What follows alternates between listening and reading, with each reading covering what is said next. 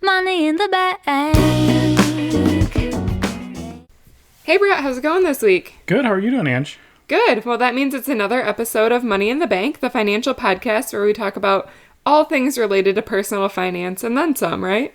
Then a lot. Yeah. And a lot about cheeseburgers. That's like the number one comment is like when people talk about you, they bring up your cheeseburger analogy. So you should be very proud of yourself because that has stuck with a lot of people. Hey, what works, works. I didn't do it. So are you ready for your trivia question? I don't think that's what people talk about. Maybe we should just stop doing these. Everybody loves the trivia.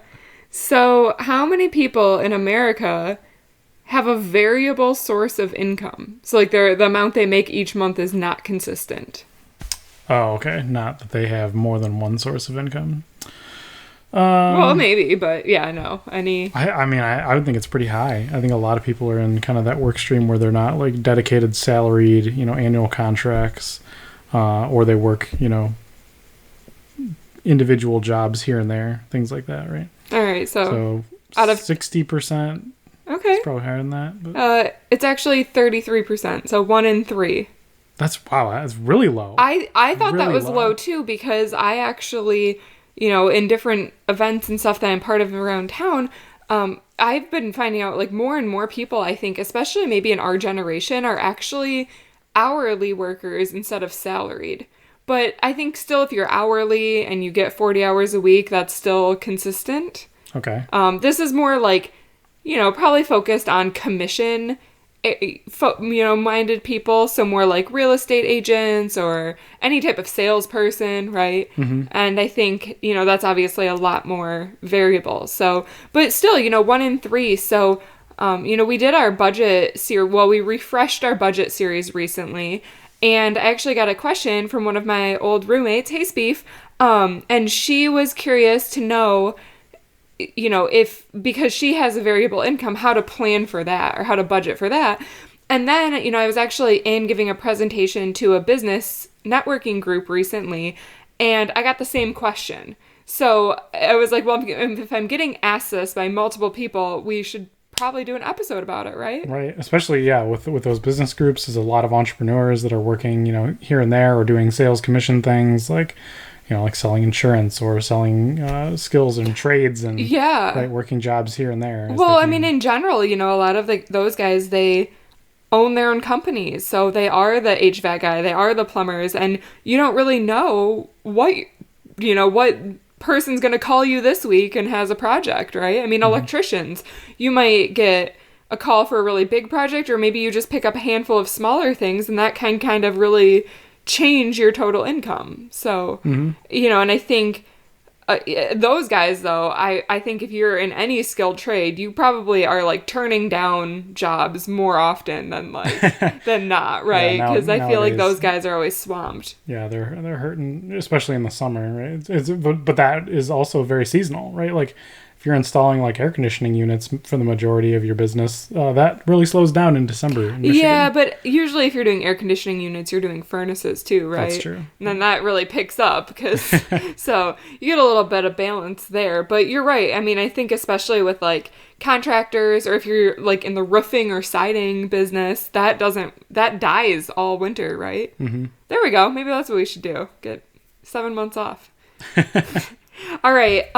So yeah, I wanted to talk about this. And so the question that I actually rebutted with, when the guy asked me, how do I handle variable income, is I asked him if on an annual basis from year over year, his salary was consistent, and his was. So that actually makes things a little bit easier because you can kind of look back at, okay, what did I take home last year?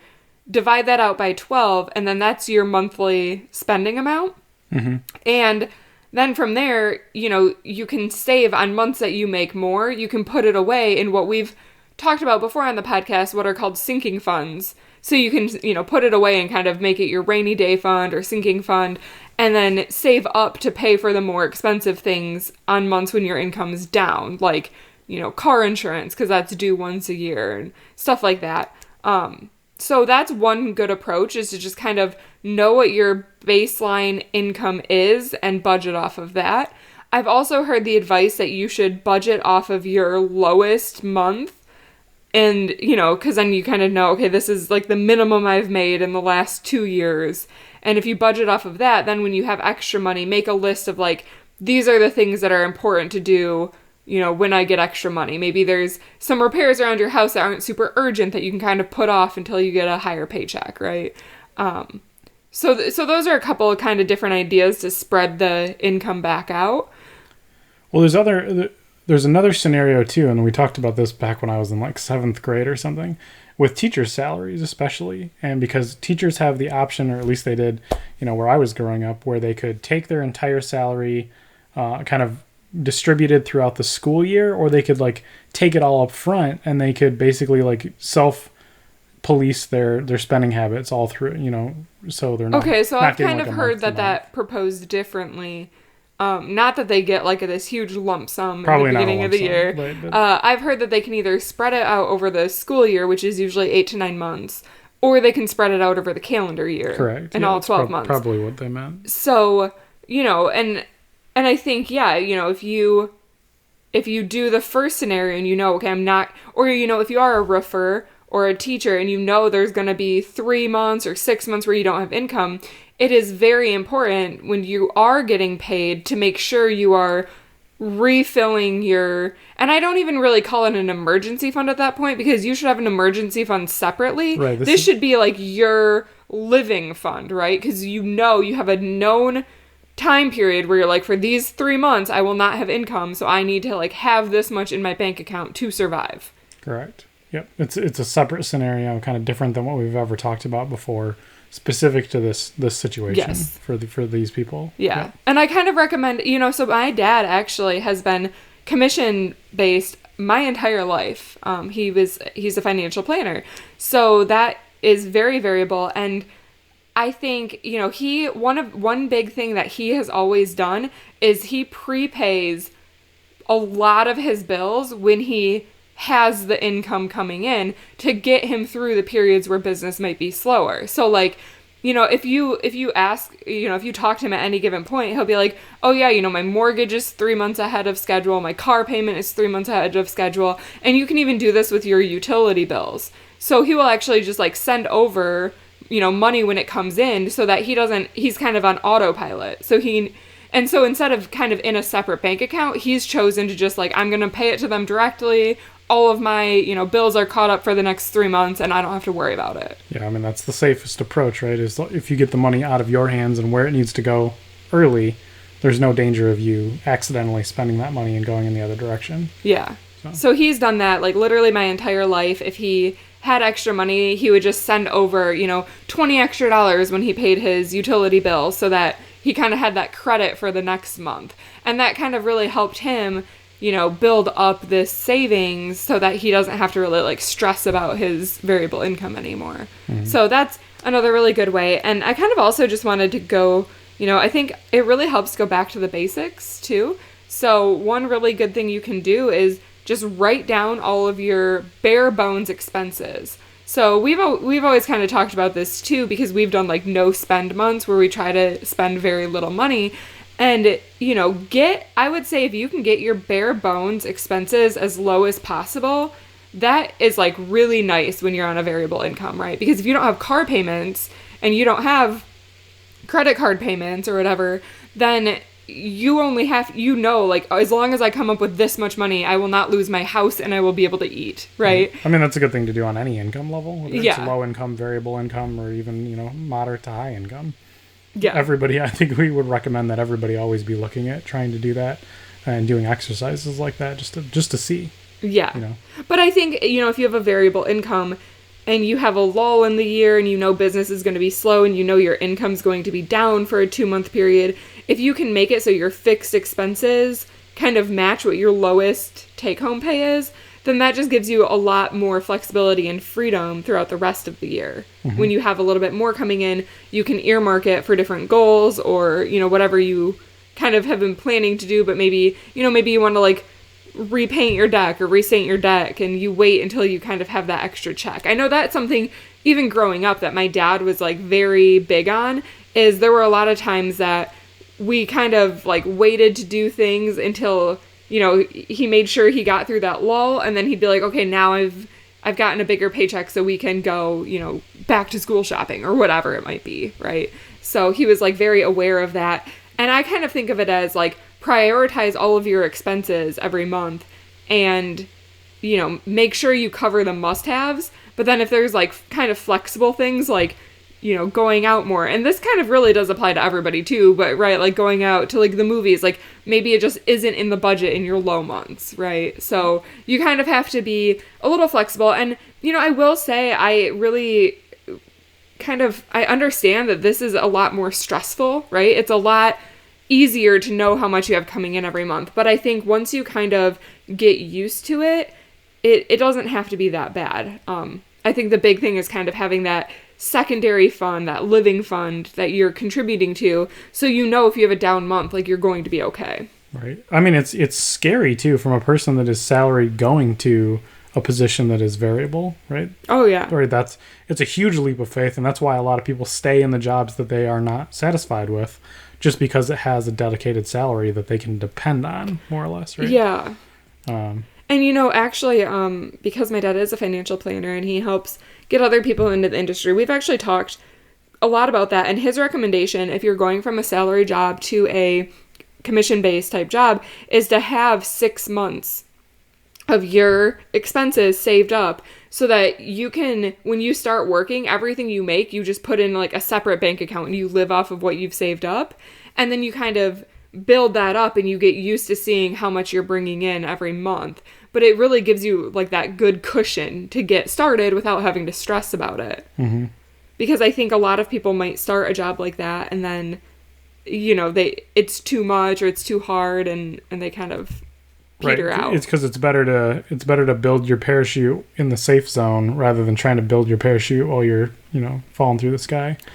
Right? That's right. Your analogies, man, they are great. Build your parachute in the safe zone.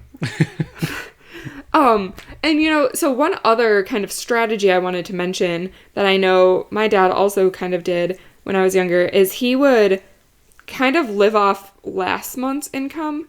So I think a lot of people are like, okay, I get paid on the 1st and that's when my rent's due. So rent comes out of that paycheck. But instead, he kind of was like 1 month ahead, So he would be like, okay, last month I made this much and out of it, I will take out the current month's rent and groceries and everything. So, but again, it kind of goes back to the same principle. Like, he just basically always had a cushion in his bank account so that he knew he wasn't going to, like, overdraft, because his next paycheck might be lower than expected. So that's the key thing. And I know it's tough to switch to it, but at the same time, there are benefits. And I think overall, like, the same basic principles really still apply that we would tell anybody, right? Mm-hmm. It's just the difference is kind of having that parachute. That's right. 'Cause you owned your own business for a time, so your income was probably a bit more variable at that point, right?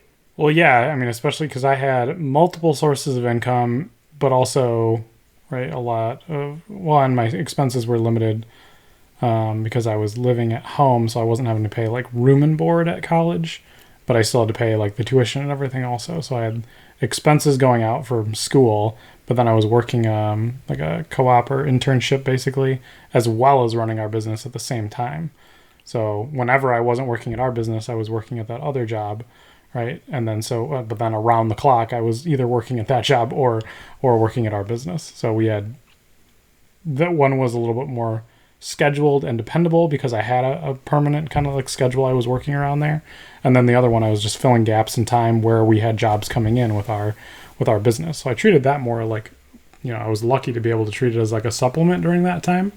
In addition to like the mediocre pay that I was getting at that time, which was like a little bit better than minimum wage, but that was like worse than what minimum wage was now, or is right now. So it's funny looking back. It's like how you've made it into like old people category. Because I remember when I started my job, back in the day, I made $7.10, and it was like slightly higher than minimum wage, right? And now I think minimum wage is like over $9. And I remember when I started that job, you know, my older sister was like, "Oh, you're so lucky. Like when I started working, minimum wage was $5." And I was like, "Yeah, you know, get up with the times, sis." And then like now I'm that person. I was like, "Wow, you know, I think it's something that you just don't really pay as much attention to once, you know, I've been in a salaried position for 5 years now, so I just don't really think about it anymore." And yeah, I think, you know, that's something else I think that's kind of hard too, is if you're in an hourly job that's not full-time and you have variable hours, like that's a really tough situation because like you might get 35 hours one week and 20 hours the next week. And I think there you just need to, yeah, I mean, even doubly so, like make sure you're kind of living off of what you made last month instead of like planning like, oh, my rent's due the first and my paycheck hits the first, so I'm going to pay it out of that check. Because if you don't know like how many hours you're getting, you can't really like bank on that check covering rent, right? And I think that's something to like kind of drive home is like, focus on the expenses that are critical. So if you have a month where things are down and you know, I'm not going to be able to cover absolutely everything this month, like make sure you pay your rent, right? Like having a place to live is priority numero uno. Make sure you have food on the table, right? Like have your list of expenses and prioritize it. And like, you know, I never recommend people not paying their bills, but like maybe if you have credit card debt, like you can only pay the minimum, right? Because the minimums are like usually pretty low, and I typically never recommend that because you get destroyed by interest. But like don't not pay your rent to like pay more on your credit card, right? I mean, you're just gonna have to eat the interest that month, and it sucks, but like it'll also kind of teach you a valuable lesson of like credit cards should be used more, you know, for sure as like last case resort. And if you can cover, you know, everything else, or if you just have to cut back in a month, like do it. And I think, you know, a lot of times when you're in these variable income type roles, it's because you're working like sales or commissions, and like you will usually, like, I feel like a lot of times in these roles, like, the first year is probably the hardest, right? And then, like, after that, you kind of get the hang of things, and you're building up your clientele list and your referrals, and, like, things get better. So, you know, kind of, and that's kind of hard advice, but, like, suck it up early on, do what you gotta do, and don't give up, because it'll probably turn around, right? Yeah. And so, yeah, I think it's, I mean, you could look at this scenario of, like, and this is true of salaried also, but you're filling like a bucket full of water, but there's holes in the bucket, right? And so you just need to know like how much water is leaving the bucket before it fills up again. Right. And so you just, in a salaried position, you dump more water in the bucket twice a month. Whereas like, you know, on a variable rate, you know, job, you can pour a whole bunch in tomorrow and then not put any in for another week, and then a little bit at a time, and then back and forth, but it's still, you know, trickling out of the bucket every month. So you have to know what that outflow is. The most important thing is knowing exactly how much is leaving the bucket, right? How much is your regular expenses? When are those expenses due? Look at it on a monthly basis, and exactly like you said, fill up the rent one first, right? Or your mortgage or whatever that is. And food is also top of the list, right? Make sure you have enough to cover those specific expenses.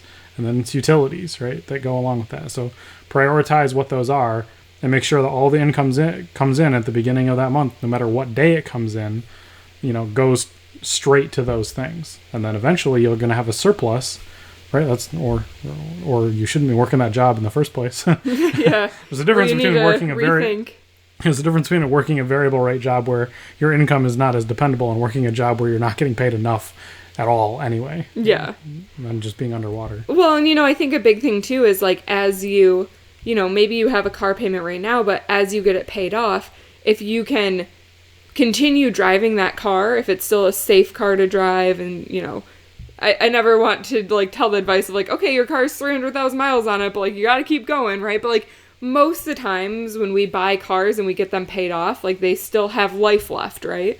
And so once you pay it off, like, just now you don't have that fixed expense, right? So less water is coming out of the bucket, but that's good because you can get that water level higher, right? Like you can fill up the bucket, and then when you need a car, when you need to buy a car the next time, the more of it that you can cover with like, oh yeah, I've been saving this up for a car and I can just outright buy a car, and then you still like, you know, plugged that hole in forever. That's just really, that really helps when you're on a variable income, is to like I know it helps on a salary too, but when it's less consistent, the more holes that you plug, the easier it is to like rebalance the bucket when you need to, right? Right, because it's a manageable amount. You can count on one hand the number of like expense categories that you have. Right. Versus, you know, there's like 20, 30 different, you know, where's my money going? Or it's hard. It's a lot harder to tell when there's, you know, too many holes. And I will also say, I think sometimes being on a variable income is like a great recipe for people who are naturally frugal, because kind of like how we save money, we don't, you know, this is probably going to shock people, we don't actually super budget. Like we review our expenses all the time. We know where our holes are, right? Mm-hmm. But we don't budget every month. Like we don't, you know, have like cash in hand, this is all we can spend on groceries. We're a lot more flexible than that because we've like optimized it over time. But we've kind of gotten there from taking the attitude of we will never buy anything unless we have a really, really good reason to buy something. Right. I mean, we did. We used to budget all the time. We used to look at our monthly expenses, especially when we lived in Chicago and we were like starting to try to manage things. Yes. That's definitely the right stepping stone. Yes. But we are currently at a point where we don't need to do that every month because we're like 90% optimized in our expenses. But before you keep hating on me, my point there was, if you can delay the purchase of something, so I think we've talked about this a million times too, but it's just as applicable for people on a variable income. We're so into instant gratification in this country where you can hop on Amazon and with one click, you can literally buy like anything that you want, right? And that is like a big no-no on a variable income, right? Because like I said, you have to make sure your fixed expenses are getting covered first, and then you need to like put off purchases until you can comfortably afford it and still have that like, you know, living fund fully stocked to cover the next couple months so that you're not like stressing about money. And I say that because we have like put that into practice. Like we still do not have living room furniture, and we have lived in this house for 2 years. And at this point, it's kind of like we just keep delaying it because we don't need it. Right. And it's like gonna just go on forever, I guess. I don't know. We'll find out. Our patio furniture works great in the living room. And then we don't have patio furniture. We have like folding chairs and a Rubbermaid tub that doubles as an end table and a patio table. I mean, pretty versatile. I mean, but to each their own, I guess. But no, so my point is, I think when you kind of get in this practice of like delaying purchases or refining it, you just start naturally spending less. And that's, you know, obviously something we talk about a lot on this podcast, but super helpful when you are making, you know, inconsistent amounts and you want to try to live on less and save up. Because I understand it can be hard to save money on a variable fee, right? Because a lot of people that I know that work in commission, and this is kind of stereotyping, but they get that big payday and they fucking make it rain. Right? I mean, like, genuinely, they're like, ooh, I got paid, I closed this big case I've been working on, and like, you know, you go over and they're like, oh, I just bought this TV and I'm gonna take my whole family to Disney World, right? Like, or I bought a new car because I like had enough for a down payment now. And like, I know it's tempting to do that stuff, but instead, if you can take those windfalls and like earmark it as your rainy day fund when things aren't going as well, you will be a lot less stressed knowing like my mortgage is paid for the next 3 months, right? Right. And I know like that's not the fun thing to do when you get that big check in the mail, but it really, really helps you not be so stressed later on.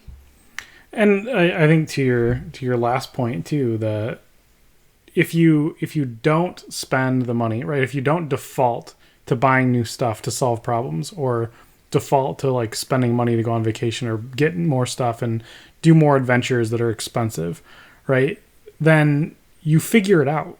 Like that's why we have end table that is like a Rubbermaid tub, and we have like patio table chairs that are actually really comfortable that are in the living room that are like meant to be outside. But like, right, we didn't default to like say, we have a problem here, or we just have a gap in our house and we need to fill it with something. So we need to purchase something to put it there, right? We just made it work.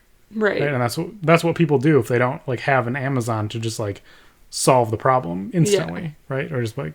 Well, and I think, like you have to realize too that you don't need everything right now. Like someday would I like to have a bedroom that wasn't cobbled together with $5 IKEA end tables that we've had for 6 years and a dresser that's actually falling apart and a bed with no headboard?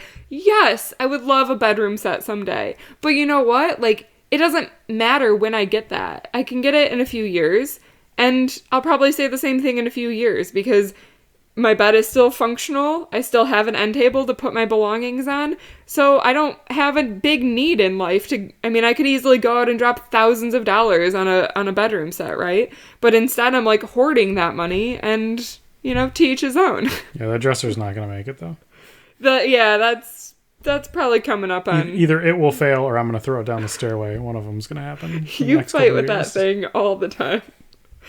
All right. Well, did you have anything else you wanted to add on this topic? Are there any good exercises to help people kind of like, balance out that income and like pretend like they're in a surplus or debt kind of scenario before that big payday comes in, right? Like maybe averaging out the expenses across the entire month and then saying like, okay, tracking every day. Okay, I haven't had any money come in for 2 weeks now, so I'm like negative, right? So like having like a dollar amount counter kind of counting against them, and then say when they get paid, they'll be like, okay, I'm, $800 behind this month. So immediately $800 definitely needs to go into like this account or something like that. Yeah. So, I think actually Mint would do a good job of that because you can set up different goals and different budgets in there, and it'll kind of show you like, are you on track? Are you behind? Are you off track?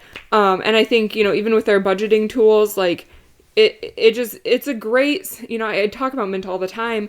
It's just such a good central source of all that data. So you can see everything in one place. It tracks it for you. It tells you, like, it'll even show you, like, with your income slider, if that's one of your budget items, like, you are on track with your income this month, or you are 4 days behind. And perfect. I think, like, having that visualization kind of helps you know and think, like, okay, I'm going to have to pull a little bit from my rainy day fund this month. Yeah, so I think it's the goals section for that one, for setting up, I want to have this much money by this date, right? And then it'll say, like, how far ahead or behind you are. You can do that, or in the actual budget section, you can put in, like, I plan to spend, $1,000 on my mortgage this month, but you can also put in income. So you could say, I plan to make $2,000 every month. And if you only make like $800, it'll show you with the ticker, like, here's where you should be for this date. Mm-hmm. Here's how much you should have made, and here's where you are. Okay. So perfect. I don't think you can change the timeline. So I think it would just be every month it would kind of reset. But that would be kind of helpful too, because then you can see like, okay, I had a goal of 2,000 this month and I only made, 1,700. So 300 needs to come out of my fund. And then, the following month, if you're like, oh, great, I made 2,500, like I better, top that fund back off while I have it. It'd be a good reminder. So yeah, I think, Mint's a great tool for that. It's free. I don't get anything for referring it. We're just people who have used it and loved it for, God, like 10 years now. We are maybe old. More, yeah.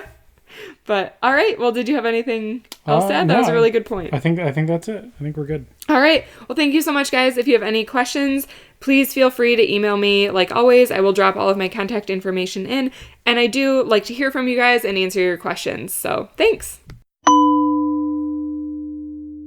Hey guys, thanks for tuning in to this week's episode of Money in the Bank. Make sure to subscribe to us on the iTunes or Stitcher app so that you get weekly alerts every time we post a podcast. Or if you want, you can visit my website, moneyinthebankpodcast.com. And if you want to reach out with any questions or further comments, please email me at Angie@moneyinthebankpodcast.com. I look forward to hearing from you. Money in the bank.